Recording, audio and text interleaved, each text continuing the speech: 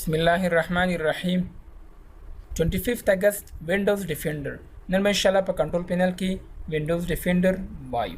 تیر درس کې مو وینډوز کارت سپیس ویلو، دغه به ان شاء الله وینډوز ډیفینډر نه سٹارټ اخلو. وینډوز خو به جانې چې وینډوز ته وایي، ډیفینډر دفاع کوونکی ته وایي. وینډوز ډیفینډر دا د کنټرول پینل داسې یو اپلیټس دی چې د دې په تر سره موږ کولای شو سیستم د وایرس څخه بچ وساتو. لکه څرنګه چې تاسو سره انټي وایرس په سیستم کې انسټال وي چې د هغې په ترو سره تاسو کولی شئ سیستم مو سکین کوي او د وایرس څخه بچ وساتئ، دغه شان وینډوز ډیفینډر په ترو باندې هم موږ کولی شو چې سیستم سکین کړو. بیا وینډوز ډیفینډر کې موږ سره درې آپشنز موجود وي.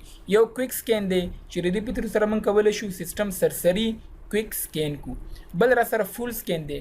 فول سکین په ترو باندې موږ کولی شو چې پوره سیستم سکین کو. بل کسټم سکین دی. کسټم سکین په ترو باندې موږ کولی شو چې د خپل خوښې ډرایو سکین کو. فار ایگزامپل डी ډرایو، ای ډرایو، سی ډرایو، هر ډرایو چې تور ته انتخاب کی هغه به تاسو سکین کوي. زه راځم وینډوز ډیفینډر باندې کلیک کوم.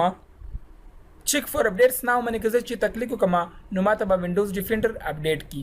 همدغه شان سکین ته راځم، د کې ما سره کویک سکین دی، فول سکین دی او کسټم سکین دی.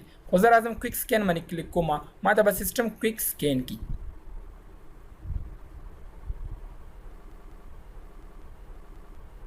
که کسټم سکین باندې کلیک کما نو زه کولی شم چې د خپل خوښ یو ډرایو ورته انتخاب کما. فول سکین هم کولی شم، کینسل سکین. دا موږ سره وینډوز ډیفینډر. یاد ساتئ کېدای شي تاسو سره به سکین کار نه کوي، سکین آپشن به کېدای شي تاسو سره کار نه کوي. هغې وجه دا وي چې تاسو سره انټي وایرس انسټال وي یا داسې یو سافټویر تاسو سره انسټال وي چې د هغې په ترو سره وینډوز ډیفینډر لاک شوی وي. هیله کوم چې په دې ویډیو باندې پوه شوي یاست. دا موږ سره وینډوز ډیفینډر